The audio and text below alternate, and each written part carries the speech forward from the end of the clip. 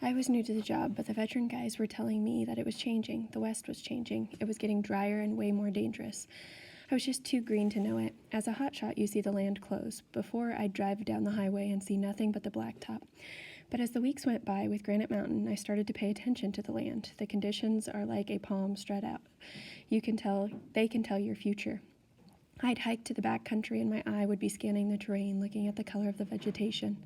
I noticed that in April the terrain already looked like high summer, brown everywhere. Streams that should be 3 feet wide, just a trickle. Bushes not greening out the way they should just because they weren't getting enough moisture. The West is entering a period of unprecedented dryness. The word mega drought is coming into common usage, and it's a scary one for firefighters. The less rain that falls on the forests of the Southwest, the more parched the terrain gets. That means more and bigger wildfires. The numbers are sending us a warning. Since the 1970s, the total area burned in the West each year has tripled. The number of fires over 10,000 acres has increased sevenfold, and the acreage they burn is 6 times greater. Since in 1998, there has only been a single year when there were as few wildfires as the most active year in the 1970s. Climate change is increasing both the number and deadliness of wildfires. In 1989, there were about 140 large blazes per year nationwide. Today, the number is almost double that. The peak season back then lasted 5 months. Now it's 7+. Increased temperatures, earlier snowpack melt by a full month, and drier forests are creating these monster blazes called megafires. Some of these infernos can consume nearly an acre of forest every second. Think about that. An acre is about 43,000 square feet. Think of an area that size tightly packed with different species of timber and scrub. Then envision a fire coming through so fast that in a blink of an eye, everything is charred out and black. When we fought the fire at Chickamauga, a lot of the veterans, guys who'd fought hundreds of fires, said it was one of the top 10 toughest, nastiest blazes they'd faced, not only because of the steep terrain, but because of the speed and intensity of the fire, driven by weather and the dryness of the fuels it was consuming. But what if those monsters become not the exception but the norm? That, for a hotshot, is not a pleasant thought. These fires are devastating to the Southwest in a bunch of different ways. Most people think that a big fire is a natural event that has some good aspects to it. It clears the land for new growth to spring up and create new forests. But these big fires damage the tree's ability to reproduce. For that to happen, mother trees need to drop their seeds on the good ground. Ponderosa pines, the beautiful tall trees that sometimes look like Christmas trees on stilts, can cast their seeds only about 100 yards. When you ripe out an entire section of trees, many times the full forest doesn't come back. Little scrub trees and grass replace the big pines. The forest changes. Then there's the human element. By that I mean the houses that we see on the hills and rural areas. There have always been some there, but now there are more of them, and they're more expensive. When people move to places like Wyoming or Nevada or Arizona, if they have enough money, they want a forest view. That means that the hills around Prescott and the small towns of Nevada, Montana, and Idaho are chock full of new and expensive homes inserted right into the wildland, and that affects how we fight a fire. Sometimes we're called into places like Chickamauga to protect the pristine wilderness, but more and more often we're going to save property, horse farms, mansions. A lot of people who come to the West love nature. Just like me, they're converts. They love the sagebrush, the cacti, and the desert foxes, the whole thing. When they get to somewhere like Prescott, they finally get to buy a piece of it, and they feel protective of the natural beauty of the place. So what happens? They want their homes to look like it's part of the landscape. They don't build a defensible fire perimeter around their home, clearing the brush and trees that the fire will be prevented from approaching their house. Why move to the West and push nature away? People want to be as close to it as possible, and clearing the land and maintaining that perimeter is a hassle. Believe it or not, when I started telling people that I was a hotshot, some got mad at me. Why do you guys go around burning up those beautiful forests? One guy in press out said to me, why don't you just let Mother Nature take her course? She's been doing pretty good for millions of years. These people kill me. Listen, I told him, I didn't put your $1 million home in the middle of the wilderness. I didn't call for help when the fire got too close. Maybe if you hadn't built in the hills, I wouldn't be out there risking my life to save your place. If we let Mother Nature take her course, you can kiss your house goodbye. A lot of people think that stopping a wildfire is no big deal. Call in a few air tankers and those DC-10s come swooping overhead, their belly-mounted full tanks filled with the thousands of gallons of water or fire retardant, and boom, no more fire. Hotshots do love to see the tanker flying in, but it doesn't make the fire go away. These tankers carry a slur made of water and fertilizer mixed in with a red dye that helps firefighters and pilots determine where they've dropped their loads. The slurry comes down and coats the trees and shrubs, making it harder for the fire to come through. But the hotshots still have to go in and dig line and cut brush. The tankers can't save the forest by themselves. There's another problem, tankers, and the choppers that bring hot shots to the fires high up in the mountains are dangerous and they're expensive. A pilot can only fly a few hundred feet above the ground when he's carrying a slurry. A lot of time he's putting the aircraft through severe updrafts and plumes of hot ash rising from the fire. These plumes cause turbulence, and the pilot is most likely flying an old propeller plane powered by the piston engines and built when Dwight D. Eisenhower was president. Politicians love to see those gigantic DC-10s fly over the mountaintop and drop a big load of red retardant on a blaze. It shows they're earning their pay. That's why they're referred to as CNN drops. But those tankers are often patched together from old military planes that were rescued from aviation boneyards. They're old and they're expensive to maintain. All this means one thing: crashes. Between 2001 and 2013, a bunch of pilots have died in tanker accidents, 22 to be exact. But that's only part of the story. Since 1994 South Canyon fire, 400 wildland firefighters have died in action, and 40,000 homes have been lost. If hotshots were more visible, if we didn't disappear under the canopy of trees and fight fires out of the public eye, more people might know that number. The local people whose houses we save will do anything for us, but to most Americans, we're invisible. And that's the problem, because the fires are getting stronger, and that means more wildland firefighters are going to die trying to fight them. The fires aren't just getting bigger and more frequent, they're getting hotter. Some can burn up to 3,000 degrees Fahrenheit, which is hot enough to melt titanium. There's nothing you can do to protect against a fire that hot if it gets close to you. Hotshots go to work with very little protection. The yellow Nomex shirts we called yellows, are fire resistant, but they protect you only up to a couple hundred degrees Fahrenheit. That might be okay for a grease fire in your kitchen, but in the wildfire, it's nothing. I always thought the only protection the Nomex shirts offered was psychological. In 1957, the U.S. Forest Service reviewed a series of tragic wildfires and came up with a set of guidelines, standard firefighting orders, and 18 watch-out situations, called the 10 and 18 in the wildland firefighting community. They detail the proper procedures to fight wildfires safely and are applied to all fire situations. They're still in effect today. Another important safety recommendation is keep one foot in the black and one in the green. The black is the burned over section of the wildland where the fire has already eaten through its fuel. It's safe. The green is untouched land where dry sagebrush and chaparral are waiting to go up. It's not safe. You're always supposed to keep an escape route within reach while fighting the fire. When I joined Granite Mountain, one of the pieces of gear I received was a fire shelter. It's a tent made out of fire-resistant material that looks like silver tinfoil, and that's what the outer layer is, aluminum foil that's been bonded to Silcola cloth. The aluminum radiates the heat back away from you, and the Silcola cloth slows down the remaining heat. There's another layer of foil inside attached to sheets of fiberglass. The shelters can deflect 95% of a flame's radiant heat, and they're at their best when a fire passes over you. But if the shelters are hit by flames or the gases that race in front of them, it's a different story. They begin to delaminate at 500 degrees, and the foil begins melting at 1200 degrees. You carry a shelter in a nylon bag in your pack, and if the fire gets too close, you're supposed to clear as much ground around you as you can, scraping any fuel away with your Pulowski. Then the members of the crew form a tight unit if possible, deploy their shelters, and get inside, their feet pointed toward the fire. You grip the lower edge of the shelter with your hands so smoke and flame can't get through. You turn your face to try to get as close to the ground as possible. That's where the air is the coolest, and then you pray your ass off. Aside from the Nomex clothing, fire shelters, and our own education and training, there's really nothing else to protect a hotshot. No emergency beacons, no cavalry coming to save the day, just a hotshot's own intelligence and experience, and his brothers. When we go out on the fire line, we're deeply vulnerable to flames. Every hotshot knows that. One morning, we got a call to southern Arizona. A fire was burning out of control in what we call the wildland-urban interface, the point at which the wildlands meet human habitation. We were being called in to save people in their homes. When we arrived, we pitched right into the fight the first day, but the blaze kicked our ass, plain and simple. It was unstoppable, roaring up and over the sides of hills, and on those hillsides were houses, cabins, million-dollar mansions, and everything in between. People were getting burned out. The fight was more personal here.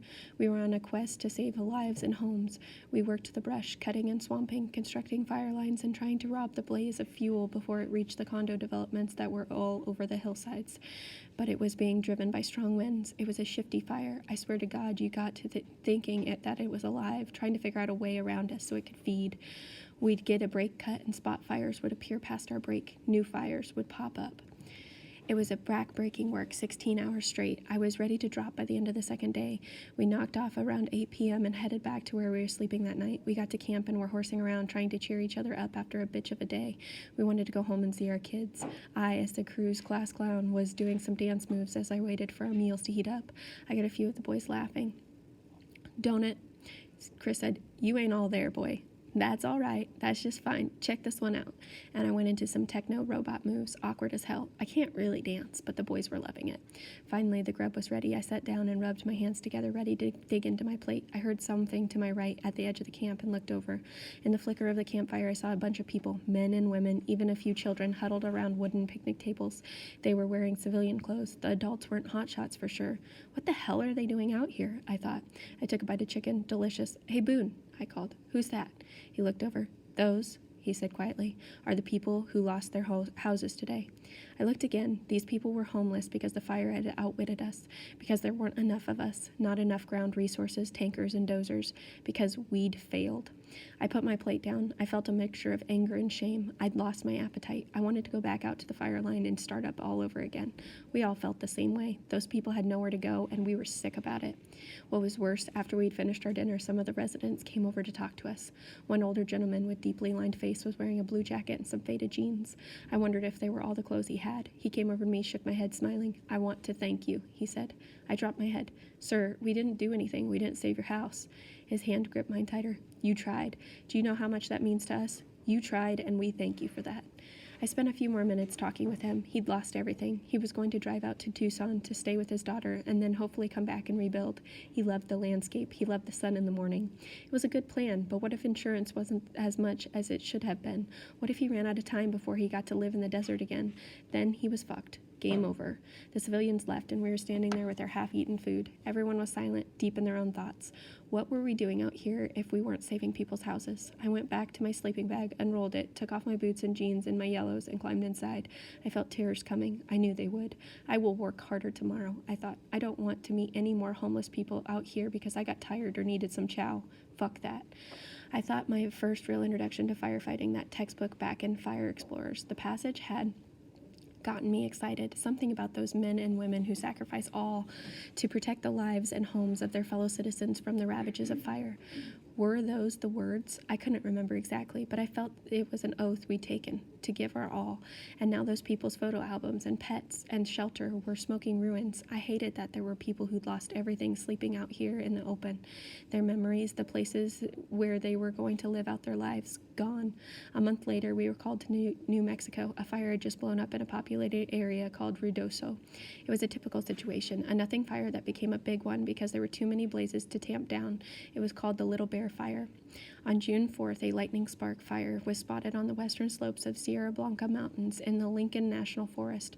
By June 7th, 4 acres were burning in dense mixed conifer, pine trees, and other species. The Smokey Bear District Ranger sent out a bulletin to local residents that a lightning strike had set some timber ablaze. Based on fire acreage and conditions, we're not expecting this one to be large, complex fire. The bulletin read, "We'll probably see smoke for a while, but the fire behavior is low to moderate." Fire behavior means what a fire is doing. Is it being driven by a strong wind? Is it finding new fuel sources and growing quickly? Is the smoke turning from a fairly harmless white to gray to dark gray? The darker the smoke, the more intense the fire. These lightning strikes happen all the time in the Southwest. It wasn't considered a big deal. A crew of firemen from Melscaro had been flown in by helicopter to stop the blaze. They turned the job over to a bunch of hotshots from Sacramento, a crew of 20, just like Granite Mountain. They partially contained the blaze and determined it wasn't threatening any structures, but the fire was stubborn, inventive, and it was burning through tough terrain where it was hard for the hotshots to maneuver. It kept growing. By the next day, it was a 100-acre fire, having gotten a footing in the grasslands while still burning among the conifers. The grassland fire is the fastest fire out there. The hotshots built a fire line around the blaze, but it kept tossing off spot fires blown by a wind that was now gusting to 20 miles per hour. That afternoon, the fire began to run. That is, it broke containment and started moving fast. It had turned into a 1,000-acre fire. More hotshot crews were called in from Texas. It started to threaten housing tracts across a wide area, and people began to flee their homes. Mandatory evacuation was put into place. The flame had lengths that had reached 150 feet. The fire was out of control. That's a bit misnomer. The fire was in perfect control. It was controlling people's lives and strategy of the hotshots. The National Weather Service issued a red flag warning, and we got a call in Prescott that afternoon. We piled in the buggies and tore ass toward New Mexico. We were coming in toward Rusodo on New Mexico State 48, a 4-lane highway. We could see an advancing flank of a fire straight ahead of us, crimson to pink flames 30 and 40 feet high. As we pulled up to a roadblock, we saw 100-foot flames crowning over the highway. The flames were eating into a large 2-story frame house on the right side of the road, just tearing that thing up. Behind the house was a big propane tank, which many homes in the rural parts of the Southwest use for heat. It was going up like a firework, spewing flames 60 feet in the air and getting ready to blow. This made an insane hissing noise. As it got hotter, propane tanks are a bitch. They can wipe out a city block if one goes off. Dangerous as hell. No way we're getting through that, said Eric. Let's find another way in. We did a U-turn and swung back, looking for a road heading north that would take us to the fire. It took us 2 hours to get close. The fire kept moving and shutting down roads just before we got through. Finally, we reached a makeshift HQ and pulled in. Eric ran inside to get our assignment. 5 minutes later, he came back out. Fire just burned up a housing complex. Complete loss. They're trying to reorganize, so they want us to hit town and grab lunch, so we'll be ready later. Fuck, someone said. We were the cavalry, and we were supposed to save the day, but the enemy was burning up everything in sight. We couldn't do anything until we were assigned a sector. If you rush into a fire without a strategy, you're doing more harm than good. We went into Rudoso looking for a restaurant. We could see it was a mountain town, a lot like Prescott, though somewhat smaller. People were running around with these worried looks on their faces, gathering up kids from school, running out to retirement homes to get grandparents. Some of their cars were loaded to the gills. And here we were, the badass hotshots of Granite Mountain, stuffing our faces with roast beef sandwiches. As much of a bitch as it is to fight out-of-control wildfire, we would have rather been risking our lives than sitting on our asses. Thank you, someone said as they passed our table. We nodded, but inside we're like, please don't thank us until we've actually done something. This sucks. We were amped, pissed off, ready to go. And we did. At Rudoso, over the next 6 days, we kicked ass on the Little Bear fire. We picked the right slopes to dig our fire breaks. We worked on its flanks and hemmed it in, one direction at a time. When it was threatening a development, our saws ripped through the chaparral and saved it of fuel. We worked flat out. Rudoso turned into the most destructive blaze in the history of New Mexico. It eventually took 242 homes, burned 44,000 acres, killed livelihoods, and cost $250 million. It changed the lives of a lot of people, but in our little sector of the blaze, we won. We saved the houses we were assigned to save, about 100 of them by my rough guess, and it felt incredible. People came out of the fire line with home-cooked meals in their hands. The owners of motels in the area offered us free rooms if we wanted to rest and have a shower. They were also offering the same to families who'd been burned out.